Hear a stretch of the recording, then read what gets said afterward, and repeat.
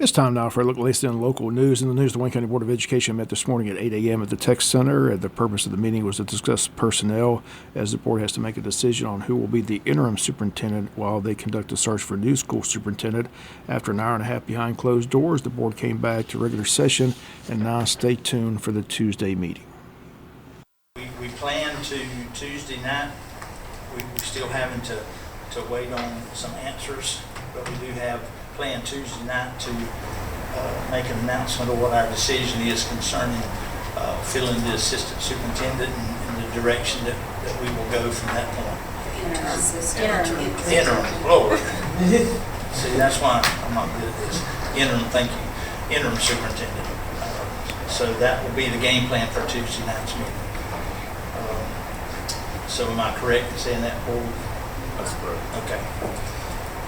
Being no further business, we'll adjourn this meeting. Oh, wait. And once again, an hour and 45 minutes behind closed doors. Again, that the announcement, board member Tina Mosley had to be at work at 10 a.m., where they may still be behind closed doors.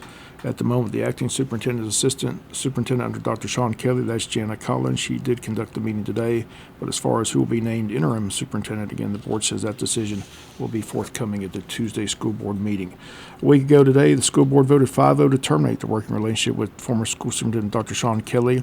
That came after a 20-minute executive session at a Tuesday work session, which their former CFO, Tony Williams, gave her report on the school system's financial over the past 3 years, and that report raised many concerns that led to the school board parting ways with Dr. Kelly. It wasn't long ago that the superintendent's contract was extended. He received a raise from $133,000 a year to $147,000 a year. That renewal and raise came back on April of 2023 on a 4-1 vote, with board member Tina Mosley voting no, citing that the superintendent's contract was not up for renewal at that time, wasn't up for renewal for another year. Kelly and the board reached a buyout agreement on a 5-0 vote last Friday. Board members thanked him for his service and wished him well. Today they met for an hour and a half and apparently were not able to reach an agreement on who the interim superintendent should be. Once again, the announcement they state is now coming at their Tuesday board meeting. WIFO will continue to follow the story as it develops. We'll be at Tuesday's board meeting and have a full report on Wednesday's newscast. We'll be back with more news after this word from our sponsor of the commercial messages, so please stay tuned. In other news, on Thursday morning, an 11-year-old juvenile was sentenced to the maximum 2 years for his role in the death of 8-year-old Noah Bush, who passed away on May 16th of this year. Now, both the 10-year-old and the 11-year-old who were with Noah Bush on that fateful night have both been sentenced to the maximum penalty under Georgia law, that is 2 years confinement in the juvenile detention center. After Thursday's sentencing, Noah Bush's mother, who was in the courtroom, Demetrius Bush, talked to the media. Today was probably one of the hardest days of my life. This isn't just this. My baby was 8 years old with a full life ahead of him.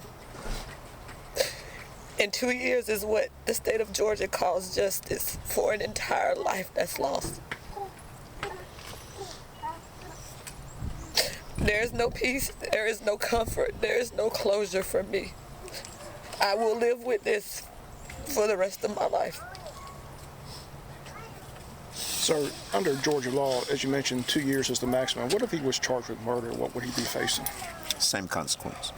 Just 2 years? Yes. And he pled guilty to all 4 charges? He did. You guys mentioned, that this case has invigorated you, but you as attorneys here are very emotional. What is it about this particular case and what happened in that courtroom that has y'all in tears today? It's the senselessness of it. It's the senselessness of it. How much more innocent can a victim be? To be 8, to be playing, to be with people who he thought were friends. How much more innocent can a victim be? The Noah Bush family is represented by the Savannah attorney firm of Davis and Bozeman. And again, they both spoke to the media after the hearing outside the courtroom. They were present in the courtroom and stated to the media that the 11-year-old boy confessed to killing Noah. So I asked the attorney to explain what happened that fateful evening and caused the death of Noah Bush. You mentioned the 11-year-old admitted doing it. Did he say why he did it? Did he just not like Noah? Was there a problem between him and Noah? Did he admit? What we know is that children come into this world, they don't have a knowledge of racial prejudice. he learned that from someone. He learned to have a negative disposition towards black people from adults. And this is at the core of what animated the 11-year-old and the 10-year-old on May 15th. We know this because of their statements. We know this because of past issues that this 11-year-old has had. And at the end of the day,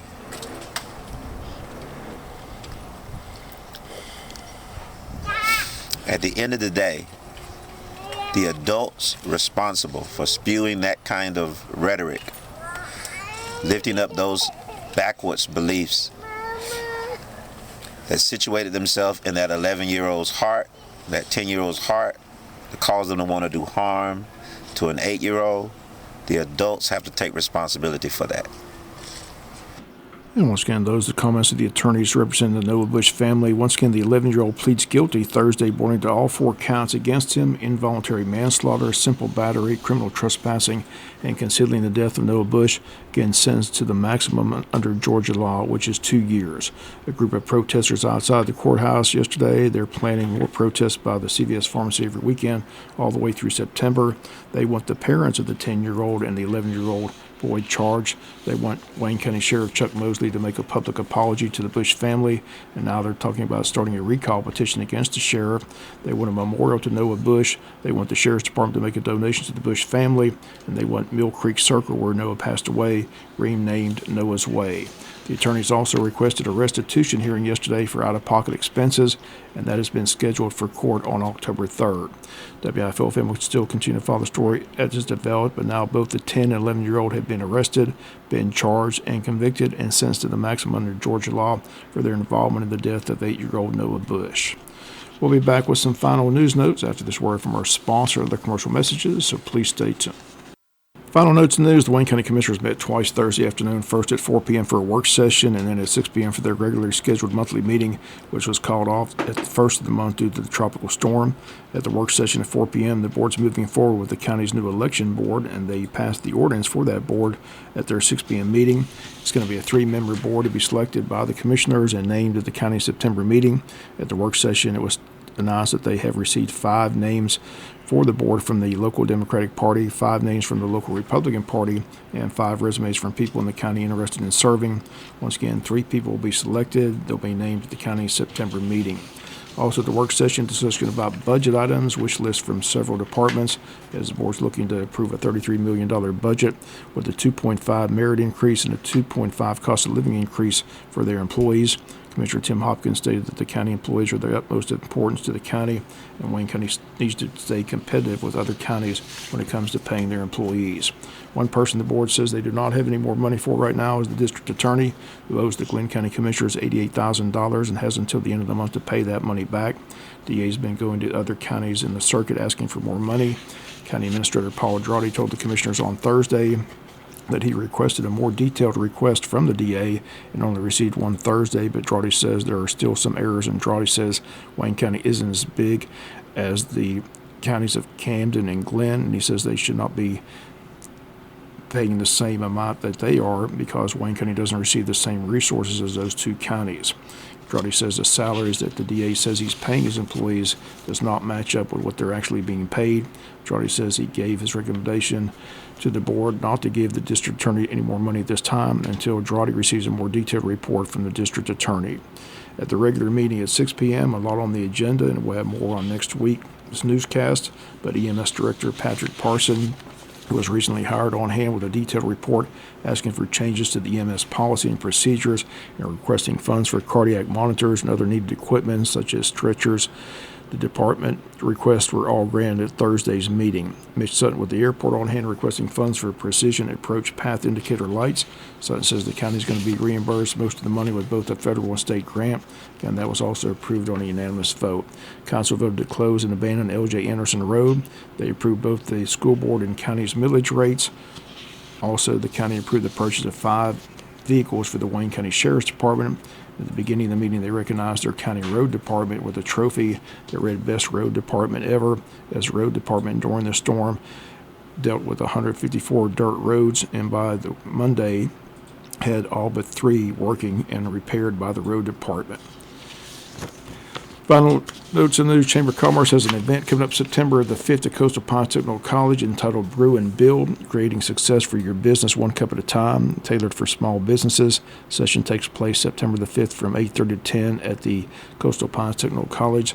Cost for members $15, for non-members $30. Chamber asks that you pre-register by August 29th by simply calling the Chamber at 912-427-2028. And Hospice Society Georgia and the local Boys and Girls Club have teamed up. They're hosting Wayne County's Got Talent. It's going to take place Thursday, August 29th at the K Cakewell Theater. Tickets are on sale for just $10. You need ticket information, call Kylie McGregor at 912-432-9339. And the event will get underway at 6:30. Doors open at 6. Once again, all taking place Thursday, August 29th at the K Cakewell Theater at Wayne County High School. That's going to do it for latest in local news. Sports comes your way in a few minutes. Bob Morgan, have a great day. You've been